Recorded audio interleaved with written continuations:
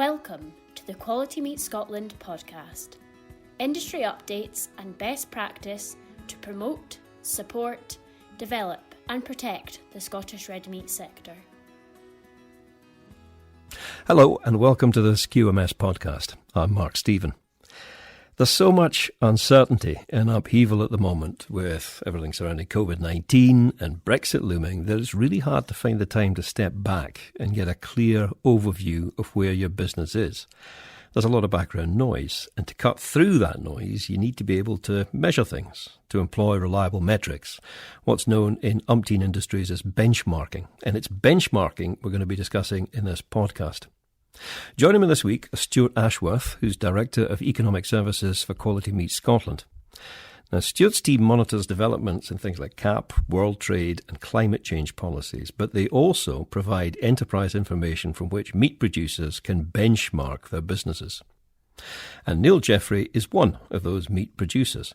He was 2018 Agriscot Beef Farmer of the Year. He started benchmarking with AHDB 13 years ago before joining a QMS business improvement group in 2009.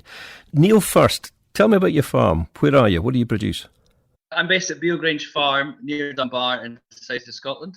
Bielgrange is actually an arable farm with about 350 hectares of combinable crops down there. We also have 240 hectares of grazing on our hill farm, which is about 9 miles away. And between the two, we have 240 of our own Aberdeen Angus cross cows. And in addition to this, we also contract farm a neighbouring hill farm where there's another 160 Aberdeen Angus cross cows. It's a closed herd, so we breed our own replacements, and we take most of our progeny through to finish, with maybe 100 or so being outsourced for finishing every year. As I say, you've been benchmarking for 13 years. Why? Why did you start it? In the early days, it was really just to get, I suppose, a handle on our business. It was something that both me and my father were interested in, is the kind of figure side of our business, how we're performing. And when we moved into the business improvement group and we started doing full accounts benchmarking, that really kind of interested me and excited me. And as soon as we started doing that, we've been doing that ever since. And it really gives you it's a support group aspect of it as much as anything. So there's 8 other businesses around the table that we compare with and go through every year. And it's really that once you get into that group of people that are quite progressive and that you trust their opinion, you really feed off it, and any sort of major change in policy and things like that, you can run past them, and it's all measured effectively in the benchmarking. So you can see how a management change has progressed over a couple of years, and you're either held to account by the group or you're praised by them. What kind of things do you benchmark? I mean, what are you measuring on the farm?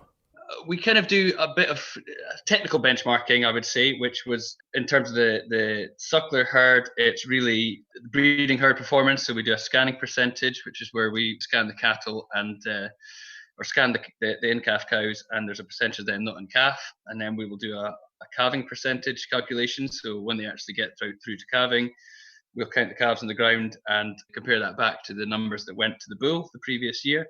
And our weaning percentage we work as well, another 6 months on when you wean the calves, and you attribute that back to the number of cows that went to the bull. So we do that sort of technical benchmarking. We also do, addition to this, we do, for our weaning percentage, we sometimes do the kilograms of calves weighed, or the total number of kilograms of calves weighed, to give us an idea year on year of how well our calves have grown up to the weaning period. So you might have less calves, but they weigh slightly heavier, if you know what I mean. So that's the breeding technical side. We also are measuring weight gain in the rearing and finishing side. So we're doing measuring weights of animals through their life and comparing weight gains of individual animals. But our benchmarking group is much more financial. So we actually compare profit of farms. So we send our accounts away to be put in a format that we can all understand in the group, and they're presented back to us with a profit X subsidy, a profit including subsidy, and inputted family labour figure, and the bottom line, effectively the profit before rent and finance. So we're not giving away too much to each other. That must be kind of a humbling experience sometimes. Absolutely. It's for the first few times, it's a bit daunting. But certainly the first group that I did it in, we did it anonymously. So all those figures were put in front of us for the different businesses with just A, B, C, D, E, F, and G at the top of the columns, which was a little bit of protection on you. But within the following discussion, we worked out who everyone was. So it seemed a bit kind of silly to be anonymous about it. Once you actually got over the initial sharing your accounts, the figures are just the figures. It's the interesting bit is why the figures are as they are. So working out why a profit is where it is, or it's the same with the technical performance, why a weaning percentage is where it is. And that's where the group together and working through and asking another farm business, how did they manage to get either their technical performance from one stage to the next, or how did they manage to make profit from their finishing enterprise? And it's finding out why something is performing as it is, as opposed to just the actual figure. So yeah, it's something you don't even think about it anymore. We're doing it so long that every year we actually look forward to the annual meeting where we present accounts, because you kind of want to show to the group, something you've worked on in the last year that they've said, you should really work on this, and sometimes you're unsuccessful, but I enjoy it now. I enjoy looking at the annual meeting. Stuart, we touched on profitability there at farms. Explain things like key targets for suckler herds, sustainability, profitability.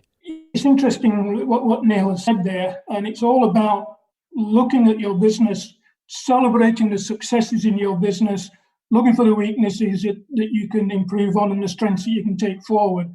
And ultimately, it's about economic sustainability.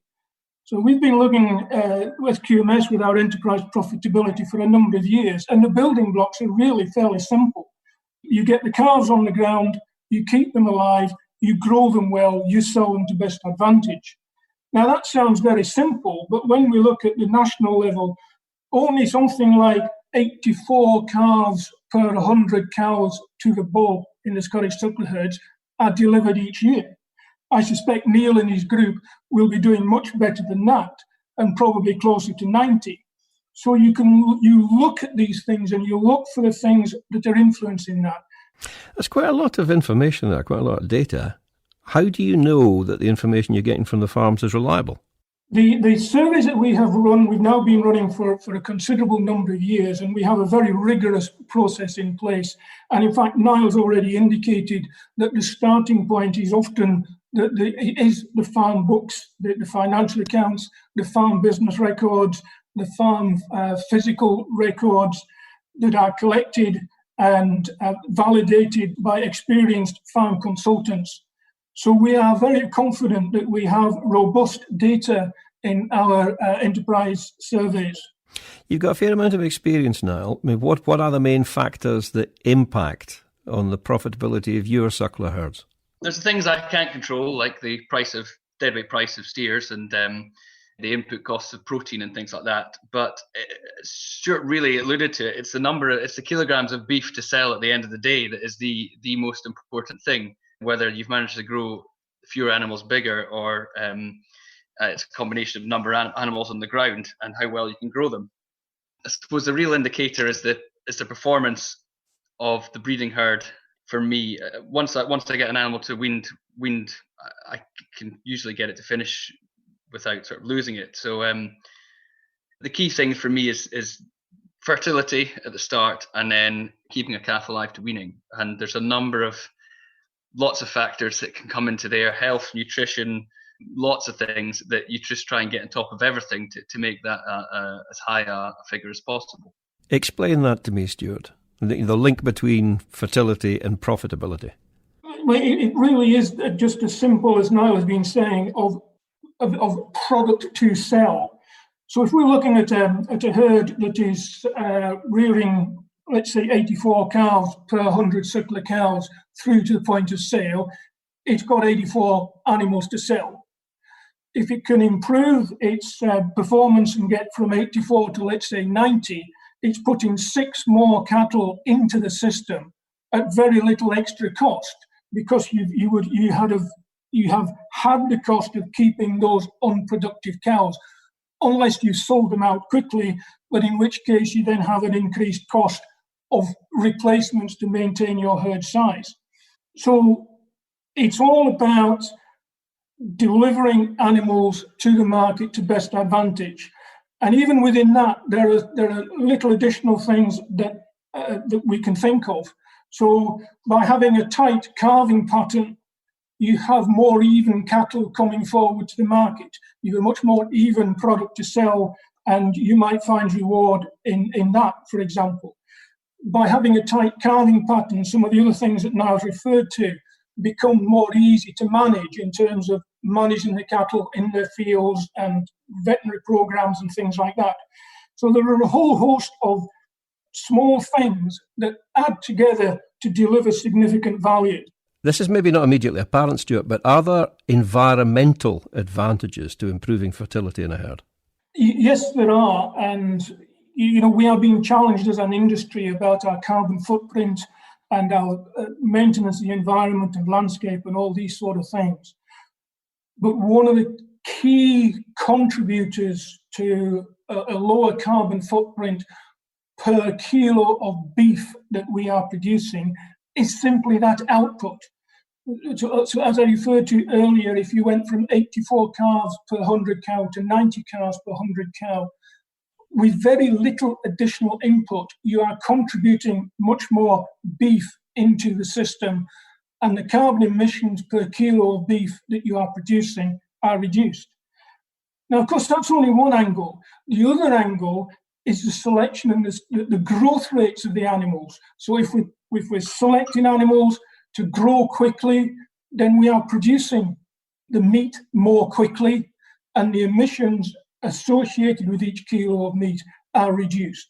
And we know from the enterprise costings that the efficient economic businesses are also the ones that are most efficient in terms of greenhouse gas emissions per kilo of meat that they are producing. How important is it to get the right heifers? Well, that's where it starts, doesn't it, with the breeding herd? Absolutely. You have to have the right animal to fit your system. If you're up, we're bulling at about 1,000 feet, so we really are sort of hill type ground. Some of it's improved, some of it's not. So I'm kind of breeding my own and choosing bull lines that try and produce something I want. We've outcrossed a Hereford, so we're making kind of smaller black baldy type crosses. But yeah, it starts there, and it starts with a heifer that's fertile, and hopefully it's going to grow into a good sized cow, but not too big, and last a long time. If you are upland grazing, you might want to look for a type, maybe a native breed type thing that will do away fine at higher levels with possibly less good grass in front of them. And if you are in a situation where you have kind of good lower grazing, then finding a animal to suit that system, possibly a cross animal to suit that system, is ideal. And presumably you're looking for something that can calve easily. Absolutely. For my system, we're bulling up the hill at 1,000 feet, so I need something that's kind of not too big that can survive through the summer bulling period on higher, poorer quality grazing, and they are then deferred on a hill ground till about January before they come in. So they have to first of all be able to withstand that treatment effectively, and we are predominantly Aberdeen Angus sires with low birth weight bulls, and that is kind of essential for my system because of the numbers we're running. We really don't want to be assisting any calving if we can avoid it at all, letting the animals look after themselves. Stuart, if we accept the existence of the right heifers, with inverted commas round about them, then logically there must be the wrong heifers. What should be happening to them? This opens up a very interesting conversation to be had in selecting bulls and in selecting animals fit for purpose. And it might be that when we're looking for the replacement heifer, we're looking for milking ability, ease of calve, and there are some indicators that we could use, like pelvic scores, to help us to work along to select the heifer. For the rest of the herd, of course, you're wanting the cow, or you're wanting to use a bull that will produce a meat animal, which might have different characteristics to the heifer that you're wanting to use for replacements. What Stuart said is spot on there. Pick the sire to breed the replacement you want, and if you're a breeding herd, look at more maternal type figures when you're picking a bull, or maternal type characteristics of the herd. And absolutely, if you're buying in replacement heifers and you need to put them to something that you just want meat on the bones, and just go for a terminal bull, low birth weight, ease of calving is still important, but you can't ignore growth rates out of a good terminal sire. But if you are producing heifers which are not the right type, and it does happen, do you need to have some sort of culling policy? So the culling policy applies to even cows and not just heifers. So you might find that a heifer kind of does well the first 2 or 3 years, and then performance changes or drops off. So I would say the culling policy goes through the whole herd. And absolutely, if you have an issue with at heifer stage, then it's far better to kind of weed the problems out the system earlier on. But I would say the culling policy applies to the whole herd. Our culling policy involves behaviour and health, first of all, before we then start looking at performance. And we can, if a cow is not in calf, that's a clear-cut drop in performance. And if it calves but doesn't rear a calf to weaning, that's also a questionable performance. So that might not show up at the heifer stage. That might show up as later on, a couple of years later. And we really are trying to target fertility and wean out anything that is not performing in the herd. I think I would add to that one of the challenges that we have is mortality. And earlier I made reference to deaths of cows and the level that they are. So if you have a dead cow, then it is a cost to that business. If you can cull the cow, it's contributing income to the business that helps to minimise the cost of herd maintenance and herd replacement and such like. So there is the challenge for us of being disciplined in some senses in relation to longevity. And we might have cows that are breeding very well for us, never missed a calf, but there's almost a point at somewhere where you have to say, that's as long as I'm going to use this cow in this herd.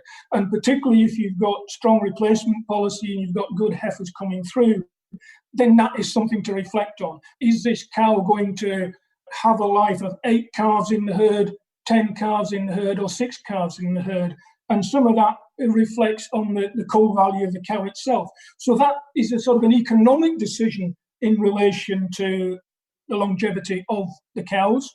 But the other things that Niall has made reference to, like failure to breed or long gestation periods, are other things that you might want to consider. And again, equally, you might want to consider from benchmarking and from sort of long records in the herd, the growth potential of the calves that have been coming from particular cows.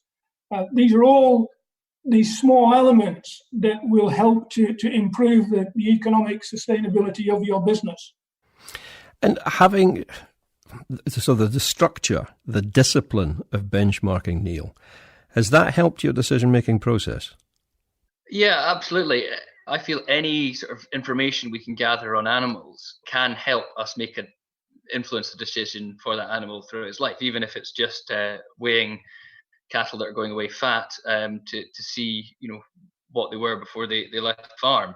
But I more recently, in recent years, have put in quite a data gathering effort at calving in our calving book now, really to give me information on cows going forward to influence culling and perhaps influence which cows from the herd I particularly want to breed from to then make my own replacements. And you don't need to give me figures, but is that reflected in the profitability of your farm? I mean, how has your business improved in the last 13 years of benchmarking? My business has improved really through growth in the last 13 years of benchmarking. I'm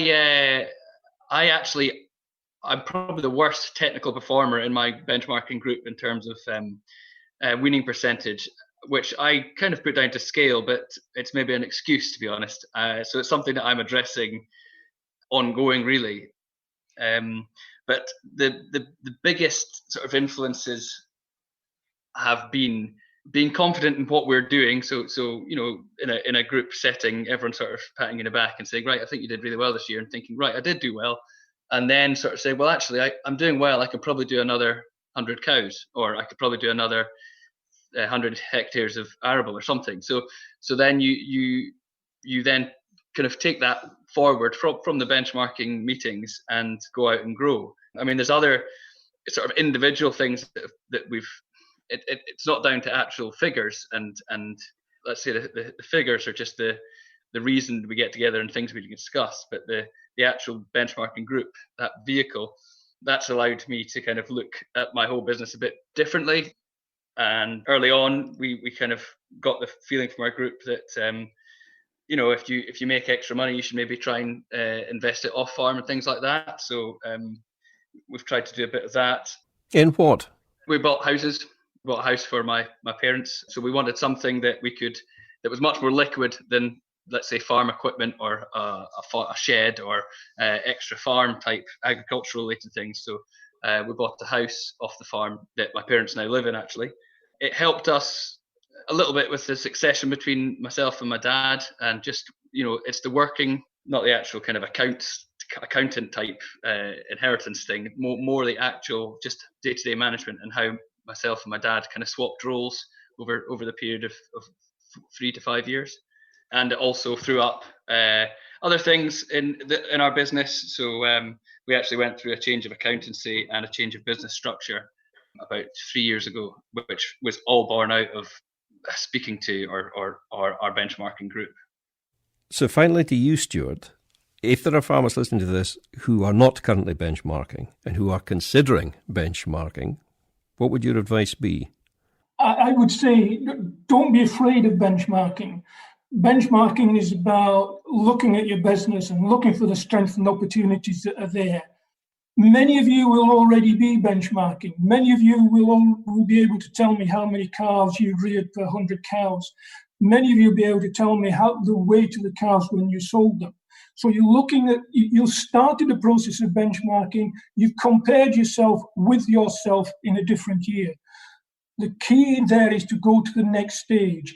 And as Niall has explained, find a group of people who are like-minded and who are trying to do things. So go and join in with the sustainability groups that QMS is just setting up. Or go and speak to your advisor and use the publication, the QMS Enterprise Profitability publication, to compare your figures with them.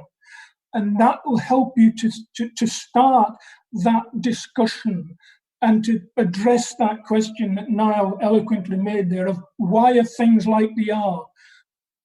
And from that, I go back to the point, celebrate what you're doing well and see if you can make it go that little bit further. And where there are weaknesses in your business, when you've asked yourself, why is that different from the national benchmark figure or from other people in my area, you can begin to build a strategy to take your business forward. If you don't measure and you don't compare, then you've no real sense of where you are in the grand scheme of things and how you can build a sustainable business going forward. I completely agree. I think the key to the benchmarking for me was really the group. You can sit at your home and go log on to sort of HDB figures for all sorts, for arable and for beef, and compare yourself, like Stuart says, to the farm incomes of Scotland that QMS produce. But it's when you get together with a group and there's a discussion around the figures and there's an openness about the group. I mean, I feel with my group, I could ask any of them in the group about anything that they're doing on their farm, and I trust their answer because I kind of have seen the effect it has on their business in their figures. So figures are good, but they're the start for the actual discussion as to why the figures are why they are. A lot to be said for transparency and honesty. Stuart Ashworth and Niall Jeffrey, thank you both very much for your time. Thank you very much, Mark. Yeah, and thanks for having me. No bother at all. And thank you for downloading the QMS podcast. I hope you found it useful. I'm Mark Stephen. Thanks for listening. Thank you for listening to the Quality Meat Scotland podcast. For news and to listen back to previous episodes of the podcast, visit qmscotland.co.uk. For Scotch beef, Scotch lamb and specially selected pork recipe videos and inspiration, visit www.scotchkitchen.com or follow Scotch Kitchen on Facebook, Instagram or Twitter.